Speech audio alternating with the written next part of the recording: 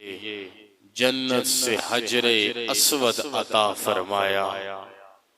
इस्माइल की एड़ियां रगड़ने पे जम जम जारी फरमाया। और जिसने कायनाते दो आलम में हर जी रूह को खैर और शर की पहचान अता करके ज़हरा की हसीन बाबा का साया खैर अता फरमाया। अरबहा खरबहा ला तदादो बेशुमारो बेहिसाब। दुरूदो सलाम का नजराना सैयदे आलम की जाते वाला तिबार पर जो अन्नबीजुल मक्कीजुल मदनीजुल कुरैशीजुल हाशमीजुल उम्मीजुल मुत्तलबी हैं। पैकरे दिल रुबा भी हैं, रूहे अर्ज़ो समा भी, दरुद्दुजा भी हैं, खैरुल वरा भी, आदम की दुआ भी है, इब्राहीम की निगाह भी, मूसा की मोहब्बत भी है और ईसा की बिशारत भी। इंतहाई ज़ी वकार उलमाए किराम, किबला शाह साहब, बुजुर्गों, भाइयों, दोस्तों, दिल की अथा गहराइयों से अस्सलामु अलैकुम व रहमतुल्लाहि व बरकातुहू।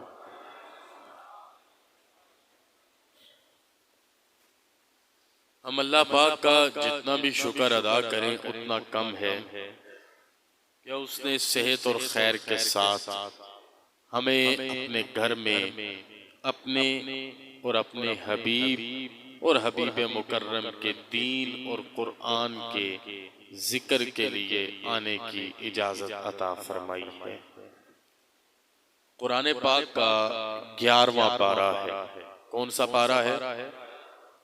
अल्लाह पाक फरमाते हैं, अला इन्ना औलिया अल्लाह ला खौफुन अलैहिम वला हुम यहज़नून अल्लज़ीना आमनू व कानू यत्तकून लहुमुल बुशरा फिल हयातिद दुनिया व फिल आखिरह ला तब्दील लिकलिमातिल्लाह ज़ालिका हुवल फौज़ुल अज़ीम। बात समझिएगा, मेरे रब ने इरशाद फरमाया, ये जो मेरे बंदे हैं ना, ये जो मेरे वली हैं, ये जो मेरा ताल्लुक कायम करते हैं, करवाते हैं, ताल्लुक बनाते हैं, सुन लो, इन्हें दुनिया में किसी का खौफ नहीं और आखिरत में किसी बात का गम नहीं होगा। इरशाद फरमाया, यही वो हैं जो ईमान भी लाए और हमेशा मुझसे डरते रहे। फिर फरमाया, यही वो हैं कि दुनिया और आखिरत में जितनी बिशारतें हैं मैंने इनको अता फरमा दी हैं। मेरे ज़ी वकार भाइयों, ये रबीउल सानी का महीना है। मैं आपको एक बात सुनाना चाहूंगा। खलीफा बड़ा जालिम था और शराब का काम भी करता था। एक दिन 13 गुलाम अपने सर के ऊपर शराब के मटके रखे हुए बाजार में सरेआम दंदनाते फिर रहे थे। एक नौजवान तकरीबन 18 साल उम्र थी, वहां से गुजरा तो किसी ने बताया कि ये खलीफा के लोग हैं और शराब इस्लाम में हराम है।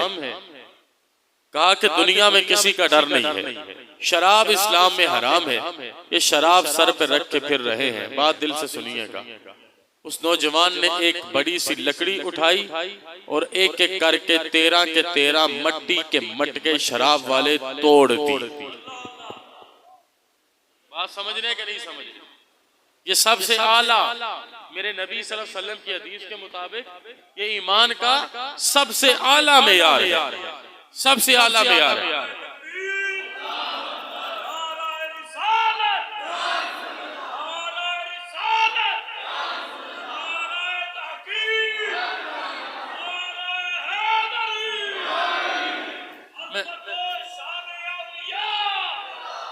मैं बात समझाना चाहूंगा,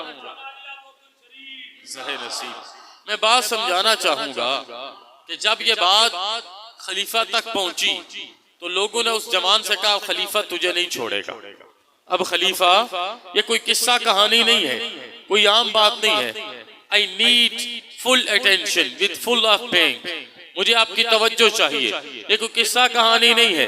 बात खलीफा तक पहुंचेगी, खलीफा तुझे नहीं छोड़ेगा।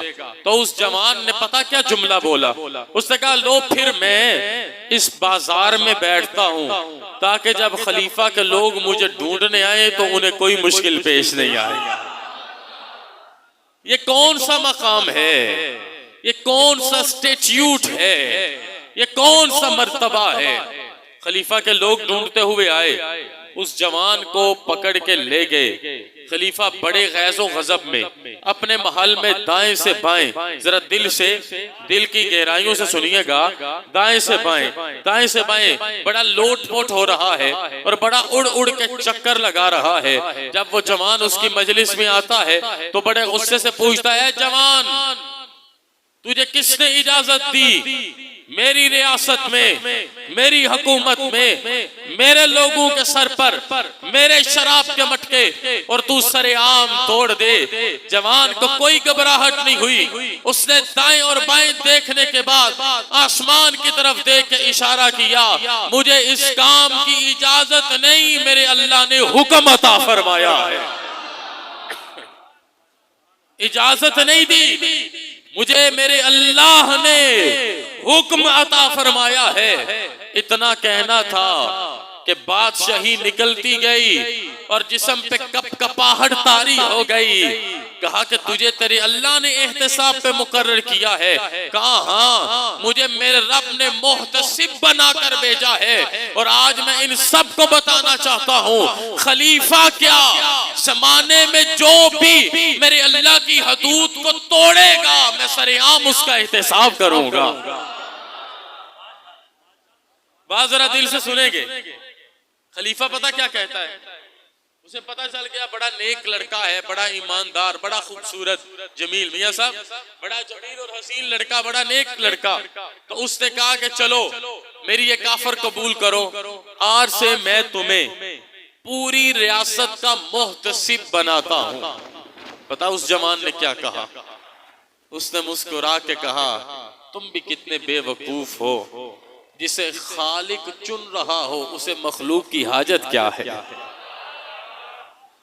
जिसे खालिक मोहतसिब बना रहा हो उसे मखलूक की हाजत क्या है। यही जवान एक दिन नमाज फजर के बाद निकला चहलकदमी के लिए, हुजूर की अहदीस पर गौर करना शुरू किया। वक़्त गुजरता रहा, एहसास न हुआ, काफी आगे निकल गए। जब भूख ने सताया, फिर ज़हन ने बताया, फिर पता चला मैं तो अपने नाना की बातों में यूं डूबा कि मुझे फासला तय करने का पता भी ना चला। अल्लाहु अकबर।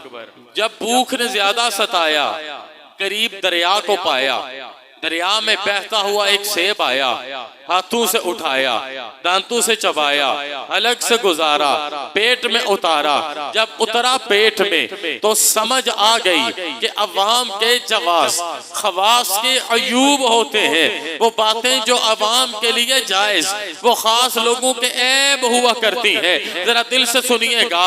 तो जान की बाजी लगाने का इरादा फरमाया, छलांग लगा के दरिया की लहरों से टकराया, दरिया की लहरों को चीर के दूसरी तरफ उस बाग को पाया। बिस्गाक से एक दरख्त ने, मेरे भाई बैठ जाओ, भाई मेरे बैठ जाओ, बैठ जाओ, मुझे सिर्फ दुआएं चाहिए। तवज्जो रहे, तवज्जो से सुनिएगा कि जिस बाग से एक दरख्त ने अपनी शाखों को पानी पे झुकाया, टूटा हुआ सेब देखा तो बाग के माली के पास आया, उसे आके सारा माजरा सुनाया। माली पकड़ के अपने सरदार के पास लेके गया। तवज्जो से सुनिएगा, सरदार ने जब माजरा सुना तो माफी की शर्त के लिए ये चार्टर बनाया, अगर तू चाहता है मैं तुझे माफ करूं तो तुझे 1 साल 365 दिन 365 रातें मेरे बाग की बागबानी करनी होगी। एक सेब के बदले 365 दिन 365 रातें। लेकिन अल्लाह का डर इतना था, दुनिया में किसी से नहीं डरते, अल्लाह से हर लम्हा डरते हैं। 365 दिन दे दिए, 365 रातें दे दी। जब साल पूरा हुआ फिर मुलाकात का इंतजाम फरमाया, अपने दिल की बाबत सारा मुआजरा सुनाया, कहा अभी भी माफी नहीं है। फिर 365 का चक्कर पूरा कर, अगला पूरा साल वही इंतजाम फरमाया। फिर बाग का माली अपने आका के पास ले गया और आका ने कहा अभी भी माफी नहीं है। किस चीज की माफी नहीं? एक सेब की माफी नहीं। 10 दिरहम से नीचे तो चोरी गिनी नहीं जाती, ये तो आधे दिरहम का ना था, चलते पानी में आने वाली चीज मुबाह करार दी जाती है, ये तो शरअन भी जायज था। लेकिन तकवा का मयार ये होता है जिसकी रगों में खूने नाबे मुर्तजा दौड़ता हो, जिसके अंदर जनाबे मुस्तफा की मोहब्बतें दौड़ती हो, और जो अल्लाह से डरता हो वो तकवा नहीं करता बल्कि तकवा भी उससे मोहब्बत किया करता। नारे तकबीर, नारे रिसालत, नारे तहकीक, नारे हैदरी, नारे गौसिया, शान औलिया। बात दिल से सुनिएगा। अब क्या फार्मूला सामने आया? कहा कि एक शर्त पे माफ करूंगा। कहा अब एक और शर्त आ गई। कहा बताइए क्या शर्त है? बात समझ आ रही है कि नहीं आ रही? किस किस को समझ आ रही है? हाथ खड़ा करके बताएं सबको। कहा एक और शर्त पे माफ करूंगा। कहा क्या शर्त है? कहा मेरी लड़की से निकाह करना है। हैरान हो गए, एक सेब के बदले में अब निकाह भी करना पड़ेगा। एक सेब की माफी के लिए अब निकाह भी करना पड़ेगा। इधर तो जना के बाद की सोच नहीं है, जब अल्लाह मिल जाए तो एक सेब भी किन किन रस्तों से गुजार देता है।